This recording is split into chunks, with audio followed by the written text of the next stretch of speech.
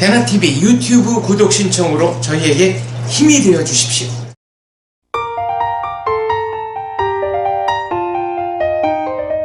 몰라수다 북한수다 116회를 시작하겠습니다. 네. 어떤 시청자분이 네. 그 화선씨 할아버지 만났을 때 얘기를 좀 자세히 더 듣고 싶다. 네. 할아버지가 93세 때 저랑 만났던 거거든요. 이야, 그때가 93세로구나. 그래서 돌아가셨는데 중국에 나오셨어요. 저 만나러. 그러니까 저랑 통화가 돼가지고 손자가 맞다라고 확인된 다음에 제가 돈을 안 받았어요. 안 받았더니 할아버지가 비행기 타고 중국까지 오신 거예요. 93세. 네. 근데 그때 비행기 여행 쉽지 않은 나이인데. 네. 비행기 안 태워주는데요. 네. 항공사에서도 나이가 많으신 분들은 비행기를 안 태워주시는데 네. 어떻게 타고 오셨는데 자식들 몰래 오신 거예요. 얼마나 보고 싶어요. 네, 저를 보려고. 그래서 그때 저는 몰랐었어요. 그 사실을 몰랐었어요. 그러니까 중국에 만났을 때는 몰랐었었는데 한국에 들어와가지고 그 자식들을 통해서 알았거든요. 할아버지가 자식들 몰래 비행기표 끊고 중국에 노만하러 갔었었다. 93세 나이에 이게 될 말이냐 하면서 저한테 할아버지한테는 혈 붙이지 피 붙이지. 얼마나 할아버지는 정말 목숨을 내걸고 저 네. 만나러 막 뭐라 그랬어요? 저요? 네, 아니 그때 막 목숨 내놓고 가셨는데 그렇게까지 하게 만들었다고 막 뭐라고 그러던가요? 그래서 네. 그 삼촌들은 안 좋아하시더라고요. 그러니까 삼촌들은 안 좋아하시는 게 아니라 너 이런 거 알아야 된다. 너 이런 거 알고 한국에 잘 정착해서 살아야 된다라고 얘기하시더라고요. 중국에선 그래서 만나셨어요, 할아버지? 네, 중국에서 잠깐 만났었어요. 왜 잠깐이에요? 그렇게 먼 길 오셨는데? 또 그때 사정이 있어가지고 제가 붙잡힐 위험이 있어가지고 네. 빨리 회사로 돌아갔어야 됐어요. 그래서 1시간 정도밖에 못 만나고 저는 택시 타고 바로 회사로 들어왔거든요. 그럼 만나는 순간에 바로 할아버지라는 느낌이 예, 똑같아요. 할아버지가 저랑 똑같이 생겼고요. 심지어 이 걸른 것까지 똑같아요. 이게 저희 집안이 이렇게 등이 약간 이렇게 다 희그럽거든요. 그리고 이렇게 머리를 숙이고 이렇게 걸어요. 저희 엄마도 그렇고. 그러니까 이제 할아버지가 외할아버지 쪽 예, 거죠? 외할아버지 쪽. 어머니 모습이 그대로 남아있던가요? 예, 엄마도 많이 닮고 엄마보다도 제가 할아버지를 더 많이 닮았더라고요. 그러니까 할아버지도 뭐 그 점에 있어서는 의심이 없으셨겠네 그냥 예, 바로 내 손녀 맞다. 그 장소에 그러니까 약속한 장소가 있었어요. 거기서 만나자라고 했는데 제가 먼저 도착을 했고요. 근데 사실 저는 너무 무서웠어요. 이게 중국에서 누군가에 의해서 또 붙잡혀 할아버지라고는 하지만 저는 믿을 수가 없었던 거예요. 또 만약에 상황에 뭐 중국 공안이 확 쳐들어가지고 우리를 붙잡으면 할아버지는 한국으로 돌아가면 그만인데 나는 북한으로 잡혀나가야 되잖아요. 그러니까 저는 무서워서 조금 먼저 도착해서 있었는데 저기 먼 곳에서 웬 할아버지가 걸어오는 거예요. 근데 걷는 자세가 신통히 저희 어머니 닮았어요. 네. 뭐냐, 저희 어머니가 키도 컸었거든요. 162였어요. 키도 크고 다리도 길고 할아버지랑 똑같이 생겼는데 걷는 곳까지 똑같은 거예요.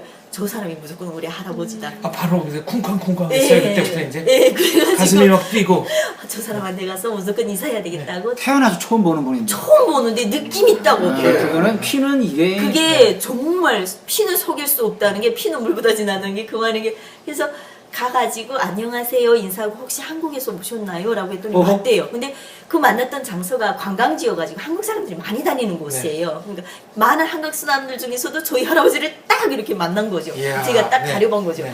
그러니까 맞다고 네 이름이 뭐냐 해서 저 할아버지 저 소녀 맞아요 라고 해서 저희가 커피숍에 들어가서 한 1시간 동안 이야기를 그 했었거든요. 할아버지도 보자마자 얼굴 보고 예, 그때는 제가 할아버지는 그때는 저를 알고 있었어요.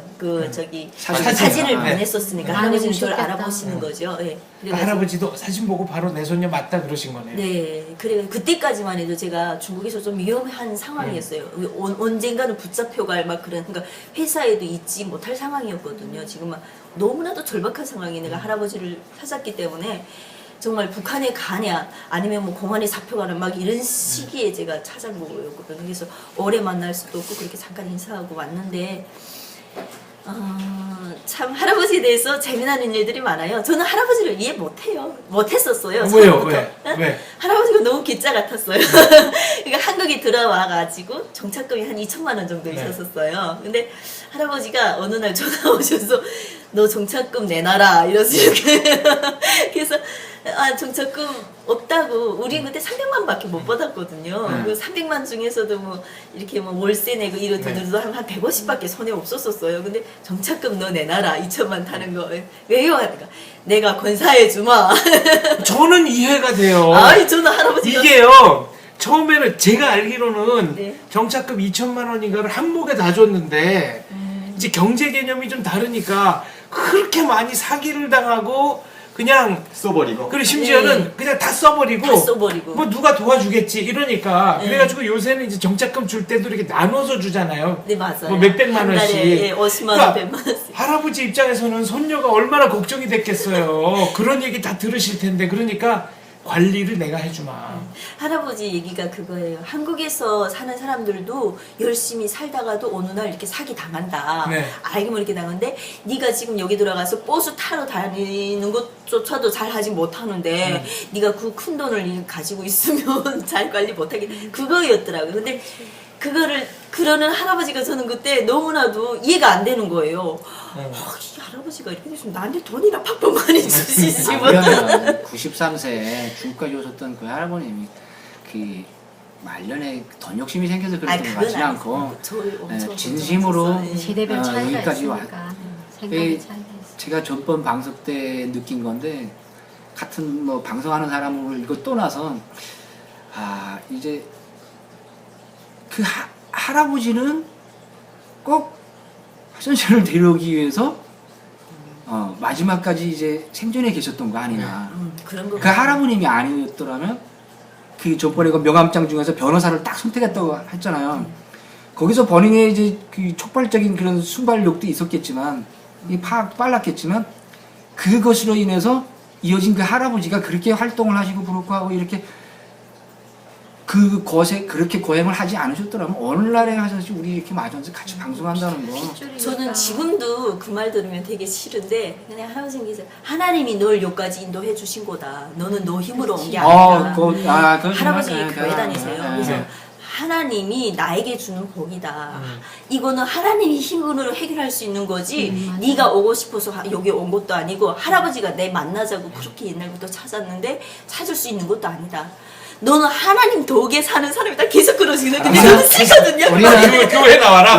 우리는 탈북하면서 운 좋았다고들 흔히 말하는데 그 사람의 운을 넘어서는 그런 것들을 우리 겪어봤잖아요. 네, 그게 있다는 거예요. 정말 우리 여기 와 있으니까 그렇지. 지금 저기 남아 있는 사람들 한번 생각해봐요. 그거 생각하면 우린 정말 그 운 중에서도 최고의 운.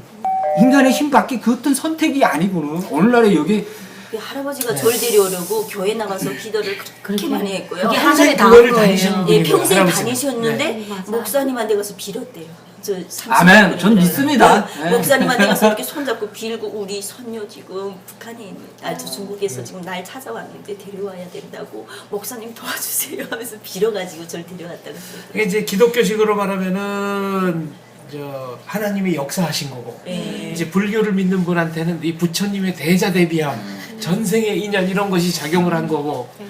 그래서 할아버지는 하여튼 자주 만나셨어요? 예, 할아버지를 그러니까 할아버지가 그때 벌써 걸지 잘 지팡이 짚고 네. 잘 걷지 못하시는 상태였었어요. 딱 예. 데려오고 그다음에 그래서 할아버지가 살아가시는 이유가 제가 한국에 들어와서 본 할아버지 모습이 그거였어요.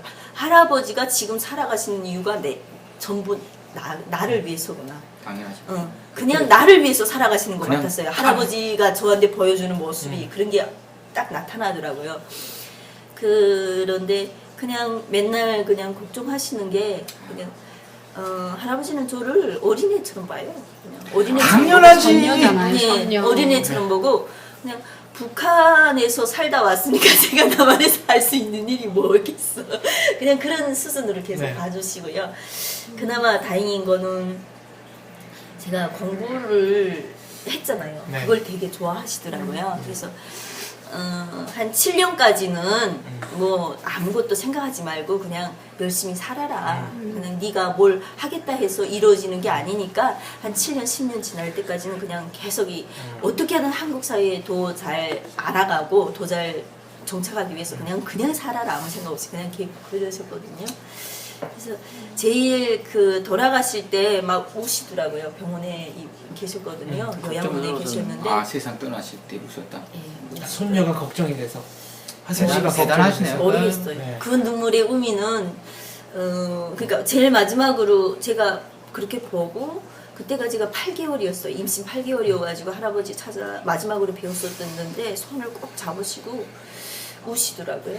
그래도 그게 사위 얼굴도 보여드린 거네요. 아, 그래도. 다행이다. 사이도 보고 네. 애기도 고순녀인가 중손녀도 보고. 배 안에 사진은 뭐 해드리겠네요. 네, 예. 그리고 할아버지가 고기를 엄청 좋아하세요. 평양 분이셔가지고. 네. 그래서 평양 냉면 사드리면 다 드세요.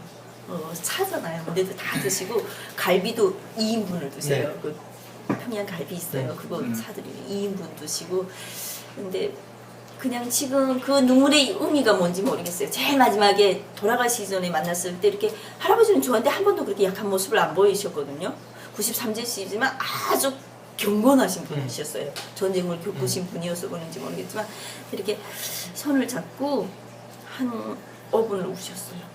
주룩주룩 눈물 흘리시면서 돌아가시기 직전에. 네, 돌아가시기 한 바로 얼마 일주일 전에, 전에 네. 한 우리가 이해할 수 없는 그 한 세월 살아오신 노년의 할아버지 그 투혼이 오늘날에 이제 하선씨 나왔고 그 마지막까지 좀 더 챙겨주고 싶은 그 할아버지 마음을 우리가 다 읽을 수가 없죠. 하선 읽을 씨- 수 없는 게 정상이에요. 이렇게. 할아버지는 화선 씨를 만나셨지만 사실은 너무너무 보고 싶었는데 못 본 분들도 많은 거 아니에요. 화선 씨 할아버지. 어머니도 그렇고. 예. 그렇죠? 할아버지가 제일 그리워했던 분은 엄마이셨어요. 말이겠죠? 아니, 아 본인의 어머니. 할아버지 어머니. 아. 그러니까 저희 할아버지는 아니시잖아요. 아, 왜 네. 큰위 할아버지이신데 큰위 할아버지의 어머님이 저희 엄마를 키워주셨어요. 네. 그 어머니를 되게 그리워하셨어요. 네. 그래서 할아버지가 그냥 산소 그 어머니 산소 때문에 계속 걱정하시고 어떻게든 원송이 지금 있거든요. 평양으로 안장해드려야 이동해드려야 된다고 계속 그랬거든요. 근데 산소가 평양에 들어가기가 쉽지 않은데 그게 북한에서는 그렇게 안 되잖아요. 그래서 말년에는 걱정도 하시고. 모든 게 다 내려놔주고 사람만 보고 싶은 그 그리운 정만 남는데요. 모든 게 다 아니에요.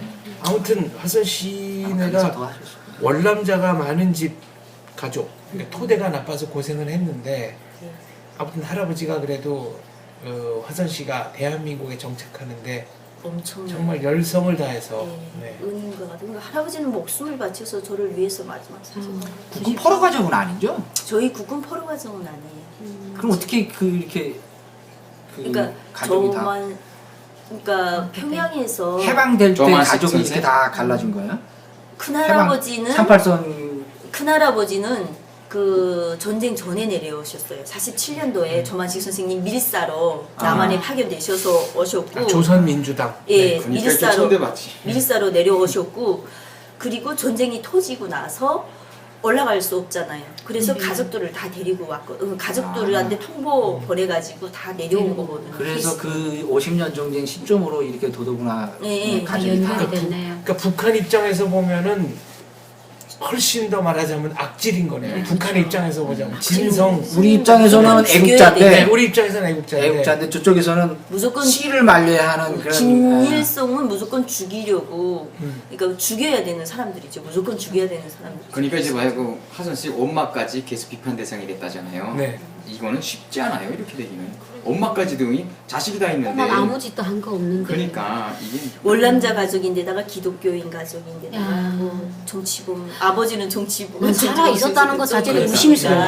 어떻게 엄청나게 그 환경에서 살았을까? 그 아는 사람이 북한에서는 많았다. 사실 우리 집 같은 사람들은 다 죽이고 싶었겠죠. 근데 조금 죽일래야 죽일 수 없고 뭐 하여튼간 좀 애매한 그러니까 그쵸. 범인들은 아니잖아요. 현행범이 할아버지가 아니니까. 현행범은 아니, 아니지. 아니 죽이는데 하선 씨에 대한 일을 많은 사람들이 알고 있어요. 그러면 죽이지 못해.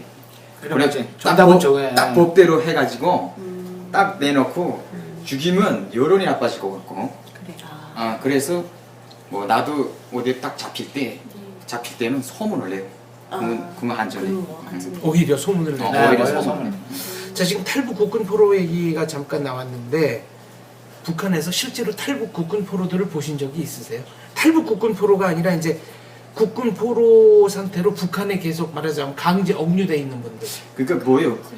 국군인데 포로로 잡혀와가지고 거기서 그렇죠. 지금 살아있는 거 많죠 그런 거. 직접 보셨어요? 우영군 출신 뭐 그치 우영군 출신. 우영군 출신은 많이 볼 수가 그리고 있고 그러니까 실제 국군. 전쟁 중 포로로 국군. 있던 네. 사람들도 뭐 가령 보는 사람들도 있었고 뭐 70년대, 80년대, 90년대 초반까지도 그래도 월북 가는 월북자들도 좀 있었고 했던 그런 사람들은 볼 수가 그러니까 있었죠. 자식을 봤어요. 아, 당사자는. 본인은 본 적 없고. 본인은 죽고 90년대에 그 조창호 소위라는 분이 그러니까 6.25 때 이제 포로가 됐다가 수십 년 만에 예, 탈북을 해가지고 생환하신 적이 있죠. 예, 저 책을 봤어요. 예, 조창호 소위 돌아가셨어요 지금.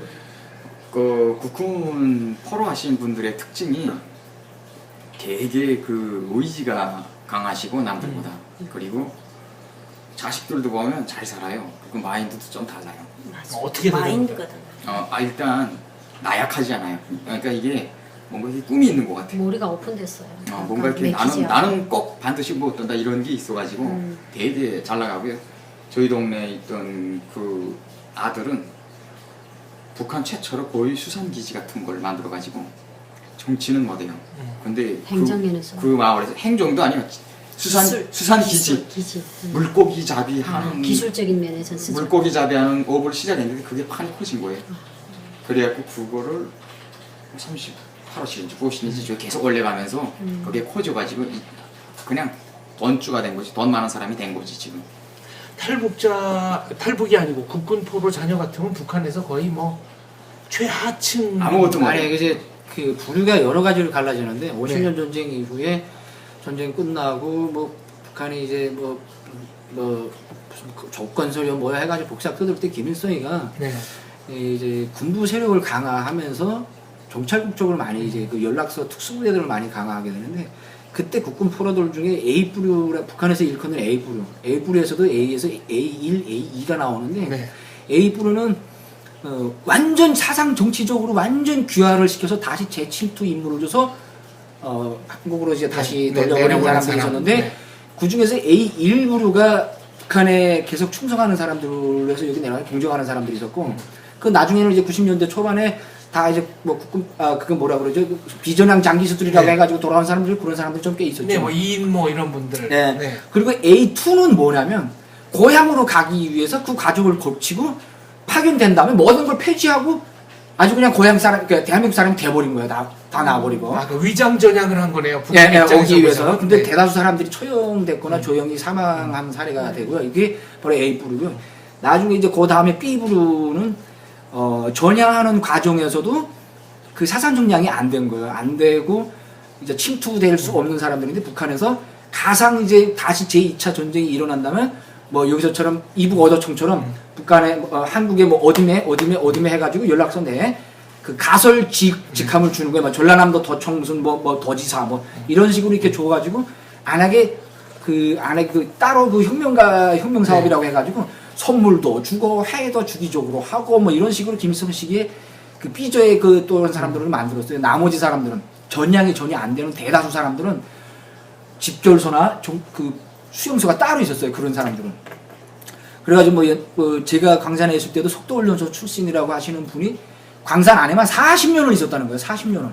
아, 그분은 국군 포로. 예. 그 나이 드신 분인데 기나 뭐 이런 것들이 범상치가 않았거든요. 지금은 그 1세대 실제 북한 그 국군 포로 중에 살아계시는 분은 거의 몇 명 선으로 꼽을 정도고요. 500명 정도 남아 있는 걸로 추정됩니다. 90년대가 마지막 말기였는데 네.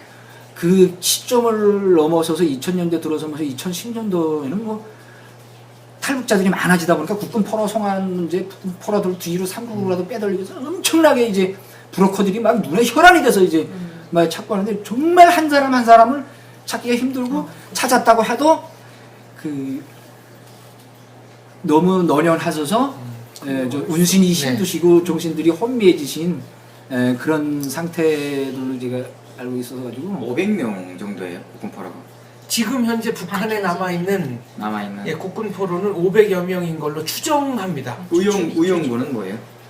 우영군은 북한이 이제 서울이랑 뭐 이렇게 대전이랑 이거 수복하는 과정에서 그 여기에 있는 한국 사람들 현지 북한 입대를 군으로 시켜가지고. 입대 강제 입대시켜서 당일날 이제, 입대를 시켜가지고 조선인민군대 뭐 정령군에서. 이런 걸로 해서 싸우겠다는 그래서 바꿔버린 사람들이 의용군 출신이거든. 그러니까 할 수 없이 의용군- 북한군 옷을 입고 멍둥이를 집은 제 사람들이. 말은 의용군이 굉장히 많다 이거죠. 의용군 출신들이. 맞아요. 근데 그거를 사회적으로는 좋게 안 봐요. 그분들. 북한에서도. 의용군을 빌라. 당연하죠. 이제 또 다시 전향할 수 있는 사람들이 이중성이 있는 사람들이라고 자기네가 써먹고는 또 그렇게 해서 어느 정도 잘 돼봤자 어느 막연한 기업서 세법이서 정도까지만 범벅이로 써주는 사례가 있었는데 김일성이 때는 그 이후에는 뭐 안 돼. 아니, 저희가 고등학교 때 저희가 함흥에서 그때 백두산 글짓기 경연이라는 걸 북한 정체적으로 조직을 해서 그때 예선에서 붙은 애들이 뭐 양강도 한북도 함남도 해서 저희가 함흥에서 정체적으로 만났는데 거기서 저하고 한호실을 쓰게 된 친구가 있었는데 양강도라는 운운감산에서 온 애인데 정말 활발했어요. 그러니까 걔가 지금 생각해보면 딸이 아니고 손녀였던 것 같아요. 그러면서 우리가 한호실에서 막 말하고, 그러니까 제가 또 북한에 있을 때 제 성격상 이렇게 꽁하지 않으니까 그 애하고 별로 이렇게 친근하게 지냈어요. 근데 이쁘게도 생기고, 그렇게 걔하고 뭐가 맞아서 근데 걔가 그러는 거예요. 우리 할아버지가 남조선이 고향이고, 국군, 남조선 우리로 말하면 계례였는데 우리 이렇게 공산군한테 이렇게 체포돼서 여기로 왔다. 그래서 내가 그 순간에 그 애가 갑자기 막 무서워지는 거예요. 근데 그 애가 말하는 것 쭉 보니까 야 근데 너희 같은 애들이 많아 하니까 그 강산에 그런 그 지역이 있는데 대낮이죠. 거기에 한 10세대가 있는데 작업반이 다 다르대요. 한 대가 합체를 안 넣는데요. 양봉음이 할까봐 동상이몽 할까봐. 그러니까 이제 다 작업반을 갈라놓는데 그 애가 왜 그까지 왔냐. 글을 잘 쓰니까 북한에서는 항상 그거잖아요. 우리가 토대가 나쁜 사람들을 다 까는 거 아니에요. 그 중에서 한두 명을 출연해서 조선인민군 군관도 시키고 행정위원회 지도원도 실적으로 시켜요. 이렇게 보여주는 아 게 봐라 좀 우리 하나씩 당은 가정 토대나 네, 이런 데 정정식. 연연하지 않고 네. 이렇게 다 쓴다. 그러니까 걔가 그 케이스인 거예요. 그러니까 축전에 올라왔는데 그 애한테 제가 들은 걸 말하게 되면 자기 할아버지는 그런다요. 남조선이 너희 번지다. 통일이 되면 꼭 내 이름으로 가라. 이런 말을 그런 하잖아. 사람은 교육이 그런 꿈이 있어. 있다. 그러니까 그 애가 그걸 어떻게 미화를 했냐면 빨리 통일이 돼서 우리가 남북이 하나 됐으면 좋겠다. 이렇게 좋게 말을 하니까 그 애는 긍정적인 호감을 받은 거예요. 예, 그런 일이 있었어요. 어쨌든 국군 포로든 의용군이든 하여튼 한국에서 완 분들은 연계된 건 좋아하네요. 그냥 공산주의는 아니다 이런 인식이 확실히 당연하죠. 맞아요. 그건 뭐 불보듯 명백한 사실이고 또 그분들은 누구보다도 북침이라는 걸 알고 있어요. 남침이다.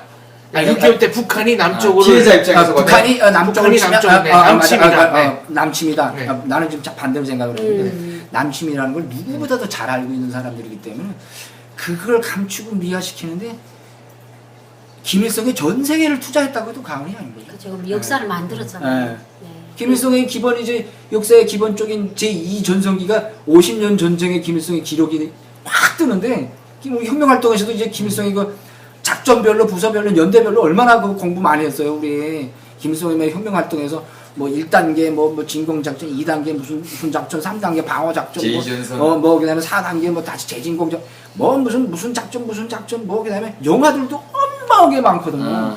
김일성의 혁명 연대의 기본적인 걸 만드는 과정이 그 시기인데 그런 것들을 감추고 대중 여론을 하고 이가 먹히게 하려면 그 사람들을 잠재우는 거였기 때문에 철저하게 봉쇄 또 봉쇄.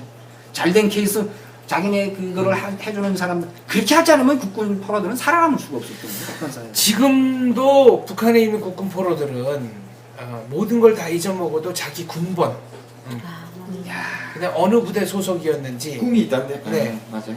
그리고 지금도 제발 좀 구해달라고 보내줬으면 좋겠다. 네 이렇게 수많은 메시지를 보내는 분들이 계신데 박선영 전 국회의원 지금 이제 동국대 법대 예. 교수인데 박선영 의원께서 국군 포로 생활 문제 굉장히 열심히 지금 운동을 하고 계십니다만 이게 말이죠. 아니 이분들이 이제 연세가 다 연만하시잖아요. 그러면은 이분들을 위한 무슨 요양시설이라든가 이런 거는 시급하게 빨리 지어줘야 되는 거 아닙니까? 이게 나라지. 이게 무슨 행정이 어떻고 뭐가 어떻고 뭐는 안 되고 아 정말 답답합니다. 근데 국군 포로들이 상상할 수 없는 일이에요. 또 가슴 아픈 거는 국군 포로들이 포로가 돼서 정말 북한이 강산이나 오지에 간 것만 해도 가슴 아픈데 후대들 있잖아요. 네. 후대들이 아버지나 할아버지들을 갖고 얼마나 질책을 하는지 몰라요. 왜 할아버지는 국군이 돼가지고 우리 앞길까지 망치냐.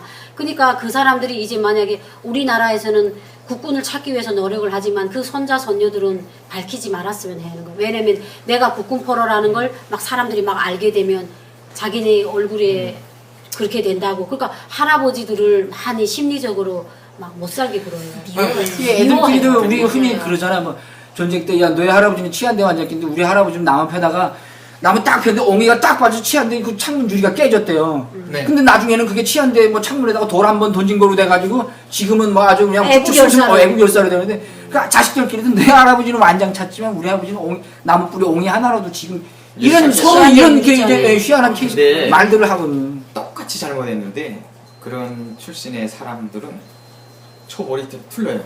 가요. 근데 저희 같이 있던 사람이 하나 갔는데 어디로 갔냐면 갔다가 3년 만에 해명돼갖고 다시 왔어요. 아, 그러니까 똑같은 잘못을 저질렀어도 네. 국군 포로 그러니까 출신 성분에 따라서 네. 처벌이 완전 틀려요. 다르죠. 처벌이 차등적이다. 네, 그래가지고 이 사람 갔는데 이 사람 말하는 거 듣니까 기가 막혀. 이제 국군 포로들 다 갈라놓는다 그랬잖아요. 네. 포로인 서로 경우 감시하는 거죠. 당사자들인 경우 갈라놓는데 네. 그 후대들이고 뭐 이런 것들은 한 곳에 밀집하더라고요.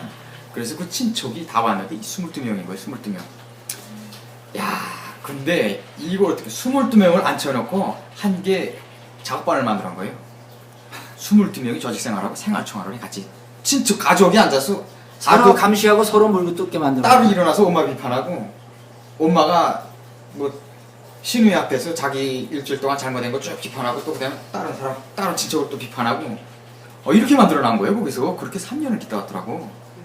야, 그 얘기 깜짝 놀랐어 진짜. 네, 맞아. 국군 가족끼리 국군 포로들이 이렇게 오지에만 있는 게 아니에요. 도시에도 가끔 있고 도시하고 가까운 협동농장에도 있는데 저희가 농촌동원을 간 거기에 국군 포로 가족이 있었는데 그 농장 축산반에서 돼지가 새끼를 낳았어요. 그러니까 그 농장원들한테 돼지를 한 마리씩 분양을 했는데 이 집에 안 준 거예요. 그러니까 그 옆집이 보이브 스파이였어요. 항상 그 옆에는 맞아. 그러니까 꼭 이 있어.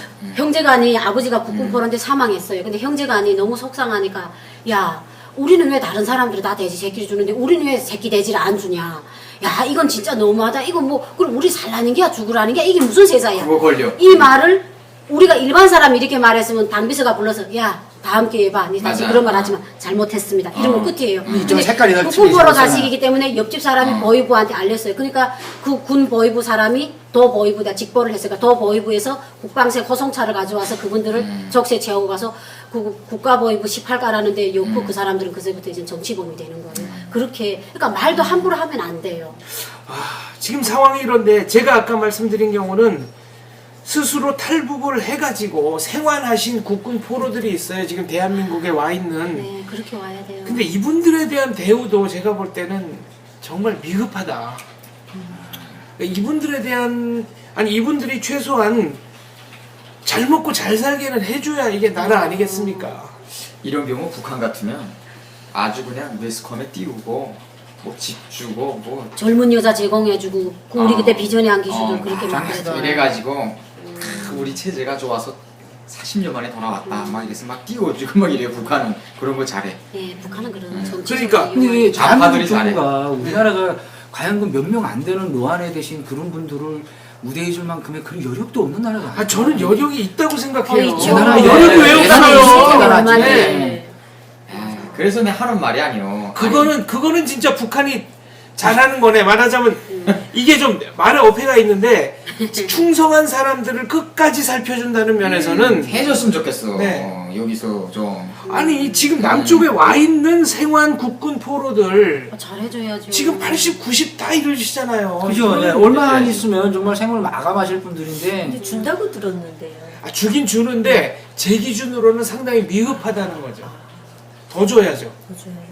이제 저희 동기생 중에 국군포로 선녀가 왔어요. 저희 동기생인데 그래서 국군포로 그걸 신청을 해서 뭐 2천만 원인가 탔다고 네. 그러더라고요. 2천만 원 예, 달러? 예. 아니야, 2천만 그게 원 우리나라 돈. 사고보다 더 사고 난 거보다 더 적게 예, 받았네. 아유 저는 생각에는 사사건날도 많이 인정하는 받더라고요. 일생을 당사자가 아니고 선물가 아이고야. 돼서. 그러니까 그게 이제 아유. 그런 거예요. 예를 들면은 뭐 이등병 월급이 얼마냐. 네.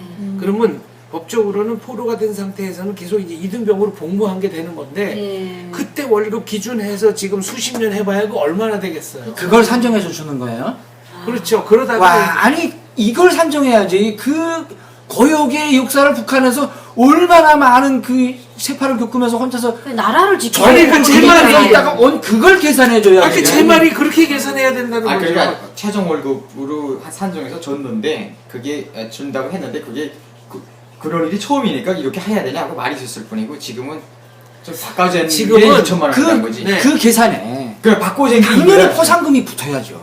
그 계산 위에 포상금이 요 정도는 돼줘야 그래도 저 북한 땅에서 몇십 년씩 가슴에 그리고 조국이라고 찾아온 노련의 그분 포로들이 꼭 돈의 가치를 떠나서 아 내가 내 조국에서 받는 온정의 따뜻한 마음을 느낄 수 있는 그 산정 이외에 뭔가가 또 있어요. 그렇죠. 진짜. 뭔가 있다는 게 이제 이 가격이라는 그러니까 거지. 60년 전에 돈 가치하고 지금 가치를 치면 정말 보험이 담배 필 근데- 때 값이잖아요. 아니 뭐, 예, 뭐 근데 솔직히 이제 말해서 우리 탈북자들은 받는 거하고 뭐 특별한 차이가 없네. 그냥 탈북자요. 요새 탈북자 맞아. 요새 가치로 환산을 해준다고 해도 예. 2등병 월급, 1등병 월급은 얼마 안 되잖아요. 그렇죠, 안 우리 되죠. 진병제니까. 그러니까 그것도 얼마 안 되는 거예요. 근데 지금 말씀하신 것처럼 생환 국군 포로들은 일반 탈북자에 비해서 훨씬 더 나은 대우를 받아야 맞는 거 아닙니까? 네, 맞죠. 지금 우리 대한민국에서 군복무를 하고 있는 우리 국군 사병들 위해서도 그렇고 그렇죠.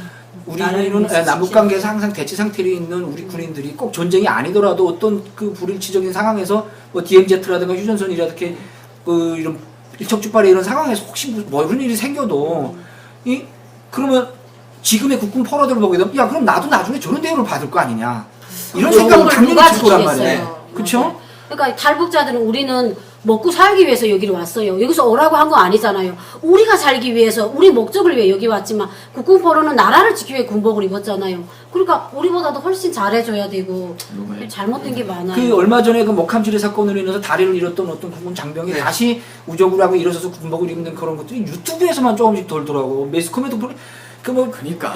뭐 이런 건 좀 국가에서 대대적으로 좀 띄워주고 포상도 좀 만들어주고 젊은 사람이 다시 군복을 입고 재생해서 일어서는 이런 번복이를 확좀 그냥 연예인 뉴스보다도 더 깔려요. 누가 연애를 한다고 그거 갖고 막 검색어에 오르는데 그런 거는 둘째고 치료비도 자기가 됐다고 그러더라고요. 그래 개인 연예인들이 이영애가 1억을 자기가 내야 되는 지불했잖아요. 상황이라고 뉴스에 막 이런 올라와가지고 거는 저는 그 대한민국 정부가 이건 아닌 것 아마 이런 데 같다라는 세금을 쓰면 생각은 국민 누구도 아마 아파 안 할 건데 그죠? 엄청 뭐 모르죠. 일부 시비 거는 사람들이 있을 수도 있겠죠.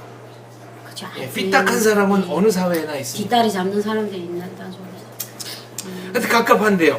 자, 어떤 네티즌이 최근에 이제 휴전선 대북 방송 재개했잖아요. 확성기 방송. 근데 요런 거 하면 어떻겠냐고 이제 글을 올린 게 있습니다. 그러니까 북한 병사들을 심리적으로 뒤흔드는데 없는 얘기 하지 말고 사실만 방송해도 흔들릴 거다. 그러니까 예를 들면 이제 요런 거. 우리 거 좀 나가면 안 될까요? 전 이런 생각 굉장히 했거든요. 저희 거 나가면 좋죠. 네. 저희는 너무 그냥 좋죠. 생생한 그 탈북자들의 실화를 그대로 짤막짤막하게 저희 그냥 드릴 용이 있어요. 이거 네. 확성기 방송 하시라고. 그쵸. 근데 이제 그분이 제안한 거는 안녕하십니까 북한 장병 여러분. 제대가 며칠 남은 누구입니다. 아. 그 북한은 10년 복무니까 우리 3년 네. 그러니까 며칠 남았다. 이제 복무 끝나면 집에 간다. 요 얘기를 꼭 넣으면 재밌겠다라는 거고 또 하나는 오늘 점심 식단입니다. 그래서 요것만 해줘도 북한 병사들은 아니 이게 이제 가장 심리적인 타격이 될 수 있는 건 그거는 좀 군인들의 복무 기간과 휴가 네. 그 집에 그 휴가로 해서 해마다 다녀올 수 있다는 것과 군인들이 급여가 있다는 거. 우리가 군인 먹는 문제 가지고 남북과 군인들이 엄청나게 이제 뭘 많이 만들었는데 식단보다는 역시 제대 그다음에 언제 휴가 갔다 오겠다. 휴가가 있다는 거, 급여가 있다는 거, 군인의 북한은 급여. 급여. 급여. 네. 몇 년 군복무 한다는 네. 게. 최고. 몇 년 군복무 그리고 여기 군상무 한 사람들이 가장 네. 알수 아, 있거든요. 중요한 건 여자친구도 만날 수 있다는 거. 제일 중요해. 여자친구가 부대에 면회한다는 거. 면회한다는 거. 맞아. 이게 제일 상상할 수가 없는 거예요. 미박도 된다는 거. 예박도. 아니 북한은 면회 네. 아니 어느새도 재밌다. 다들 상상도 못하는 아니 얘기예요. 어느새 다들 정착이 돼가지고 아니 그런 얘기하면요 깜짝 놀라죠. 저게 뭐지? 아니에요. 네. 아니에요? 그런 얘기 딱 들으면 이 자식들 전쟁하면 지겠구나 우리한테 아주 부패 타락하구나. 북한에서 그럴 거라고요. 북한 그렇게 나야 생각하는 가구나. 부대가 이제는 맺히나네. 그런 군인이 별로 없어. 내가 볼 때는 그거보다 현실에 대해서 그냥 이거 선전한다는 맛이 안 나게 현실에 대해서 잘 이야기하는 거예요. 그러면 그래서 이게 우리가 말한 게 현실이지. 한국자인데 내가 이렇게 돼서 내가 이렇게 해서 차 사가지고 내가 엄마하고 전화하다가 내가 차 샀다고 하니까 엄마가 야 너야 사기치냐 아직도 북에서도 사기치고 왜 한국에 가서도 사기치냐 네가 어떻게 차를 사 막 이런 말 했다는 둥 막 이러면 그 소리 쓱쓱 듣다 보면 그리고 뭐 김정일 국방위원장이 뭐 시진핑 주석이 막 이러면서 뉴스가 이렇게 나가면 아니 우리는 한국의 대통령을 말할 때는 막 막말 쌍욕을 해서 하는데 한국은 똑같이 위원장 주석 존칭어를. 딱딱딱딱 이렇게 그냥 그대로 말하고 오히려 이게 더 변화가 쉬워요. 근데 우리 고기 먹었다 휴가 있다 여자친구한다 이러면 이것들이 지금 유혹하네 선전하네. 거짓말하는구나. 근무할 때 네. 그 미군 그 두 개 사단이 장진업안에서 이제 북한 역사에 이제 그렇게 말하거든요. 북한 쪽은 미군을 이제 포위해가지고 중공군이 포위해서 장진업안에서 통째로 얽어 죽였다는 그런 다 설이 얼어 있거든요. 죽었잖아. 사실 미군이 네. 그때 견제를 해주었기 때문에 네. 예, 뭐 오늘날의 이런 전쟁적인 이런 관점에서 네. 이렇게 돼 있는 예. 건데 그 장진호 전투에서 실제로 수많은 미군이 동사한 건 사실이고요. 그러나 세계 역사상 유례가 없는 10만 명의 민간인을 흥남에서 구원한 남쪽으로 거구나. 데리고 온 이 네, 흥남 제가 철수. 말하자는 거는 국제시장 군복무할 때 서만에서 같이 제가 했던 특수부대 군인들이 뭔 소리를 했냐면요. 짤막하게 말씀드릴게요. 장진업안에 그 군인들한테 군수물자를 공급하고 급여를 주려고 아마 경리관 같은 사람이 올라온 그 돈 관리하는 부대의 뭐 그런 게 있었던가 봐요. 장진업안 전투가 끝나고 장진업안에서 수십 년 세월이 지났는데 13차 세계총연합전 축전 계기로 다음해 90년대에 네. 어떤 사람이 거기서 한 군인이 평양 쪽에 있는 외국어 대학을 졸업하고 군복을 입고 이제 그 장진호 쪽의 부대에 파견을 받고 내려가요. 부업지에 내려가서 전사 둘 데리고 죽어라고 요 평양에서 군복 외국어 대학에서 공부한 노랭이가 거기 가서 지금 별 받고 부업지에 썩히려니까 막 속이 뒤집히는 거예요. 막 죽을 맛인 거지. 그래서 하전사들만 둘 부업지에 내놔놓고 자기는 그 그 민박집에 쭉 누워서 지금 투치락하고 하룻밤을 걸고 다음날 아침에 눈 딱 떴는데 이 집 천장에 도배한 게 이상한 거야. 네. 그러지 않았어. 그 도배를 맞아. 이게 뭐지 담배 연기에 좀 꾸준해서 딱 봤는데 네. 달러로 온 집안 대백을 한 거예요. 달러로. 네. 그게 돈인지 몰랐으니까. 거기 사람들은 그 산골에서 돈인지 몰라. 네. 근데 지금 딱 보니까 외국대 졸업생이 네. 이거 달러인데 네. 자기는 비비고 칼로 네. 딱 부엌에다가 시칼로 딱 뜯어보니까 달러인 거예요. 예. 그래서 그 달러를 다 집주인한테다가 말해가지고 다 뜯어서 다 씻어서 다리미질까지 따박따박 해가지고 네. 내가 이거 거짓말 한 거지. 집주인은 완전 천사람이니까. 그래서 집주인한테 출처를 물어보니까 이게 전쟁 때 장진호에서 미군이 엄청 많이 죽었는데 그때 네. 거기서 사람들이 이빨이고 뭐 필수품이고 뭐돈 담배는 네. 다 가져간 거예요. 뭐 어떤 사람들은 뭐 무슨 뼈까지도 뭐 가져갔다 그러는데 이 사람이 그쪽에서 일하다 보니까 오늘 트렁크를 하나 이렇게 큰 뭐 이런 게 있는데 그걸 이렇게 갖다가 날라다가 한번 놨는데 그 안에 다 돈인 줄은 모르고 네. 그때만 해도 그게 내야 되는 70년대 80년대 그러니까 나중에 그 밭에다가 오두막을 하나 지었는데 이게 바를 거 없어가지고 그 돈을 갖다 다 붙인 거예요 이 사람이. 네. 돈인 줄도 모르는 거지. 종이니까. 그래서 이 녀석이 그걸 해가지고 전투 가방에다 뭐 해가지고 가방에다 그 날개로 튀어 먹은 소리가 돌아가는데 그때 벌써 군력이 그래도 북한은 괜찮다고 할 텐데도 전쟁이 일어나면 네. 흔히 그쪽에서 내가 하던 말이에요. 전쟁이 일어나면 야 뭐 언제 뭐 와당탕 퉁탕 할 수 있냐? 뭐 그래서 아무리 현대전이라고 해도 지상전이 벌어지면 죽은 시체 가서 미군 주머니에서 귀중품이나 꺼내가지고 시계나 진짜, 뽑아가고 진짜. 그러겠죠. 그때도 그랬거든요. 20년이 지난 후에 제가 딱 탈북할 때 보니까 군인들이 육군단 사건이랑 뭐 이런 게 많이 터져가지고 군인들이 그냥 딱 생각, 전쟁이 일어나면 총이 방향이 달라지겠구나. 북한 군인의 대다수 군인들이 북쪽으로. 방향이, 이쪽이 아니라 방향이 달라지겠구나. 이젠 모두가 아는 거야. 내 가족, 내 친족 다시 불상사를 만들지 않을 거고 또 다시 무슨 이런 전쟁으로 인해서 피를 흘리지 않겠고 너무 시달림 많이 받아서 너무 자기 가족 아무리 어린 나이에도 나가서 공부하면서 북한 군인들이 엄청나게 많이 변했구나. 이제는 전쟁을 이게 무슨 총을 져주고 군복을 입었다고 해서 사람들 앞에서 막 지금은 호랑이 가지고 쏟다고 이러지만 실제로 일어난다면 총알의 촉방과 모든 것들은 돌아가겠구나. 일단 자기 지휘관부터 쏘지 않겠나. 맞아요.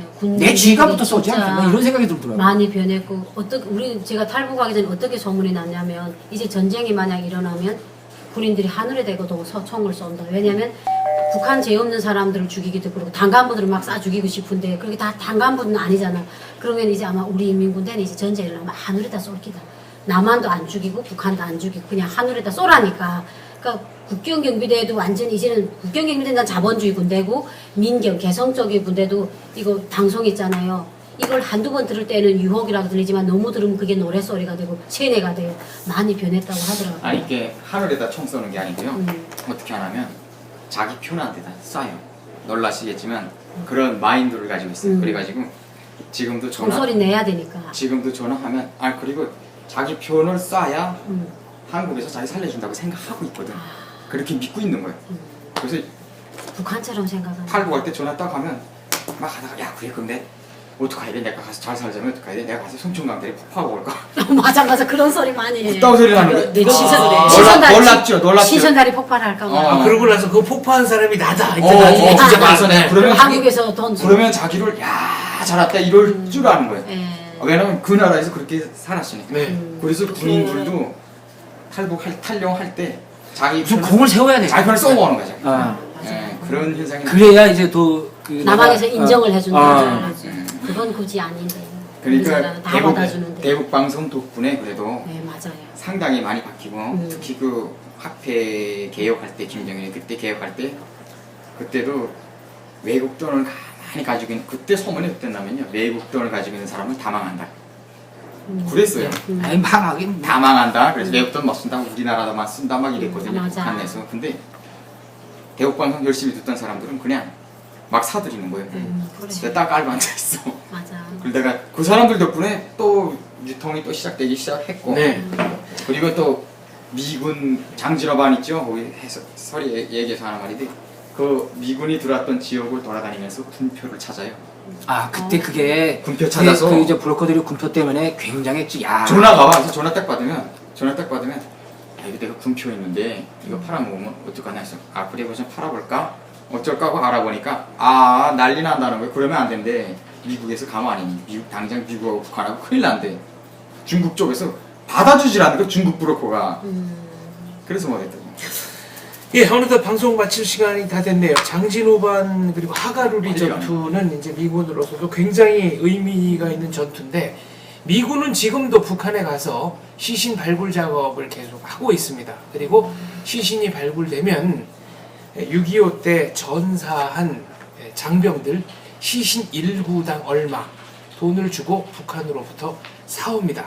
그리고 시신 발굴 및 수습 비용 거기에 들어가는 모든 비용도 미국이 현재 미국이. 네. 그렇다면 대한민국은 국군 포로들을 위해서 무엇을 하고 있는지 묻지 않을 수 없습니다. 다만 나라를 위해서 온몸을 바쳐서 싸우고 포로가 돼서 정말 형언할 수 없는 수십 년 노예와 같은 생활을 하셨던 분들에 대한 대우가 적어도 지금보다는 조금 더 좋아져야 되지 않겠나. 그것이 진정한 문명국의 모습이 아닐까 생각을 합니다. 116회 즉석 이벤트 퀴즈는 그래서 국군 포로 생환 국군 포로 운동을 열심히 전개하는 박선영 전 의원이 주재하는 관련 단체의 이름은 관련 단체의 명칭은 무엇일까요?입니다. 역시 정답자 두 분 추첨해서 상품 보내드리도록 하겠습니다. 감사합니다. 감사합니다.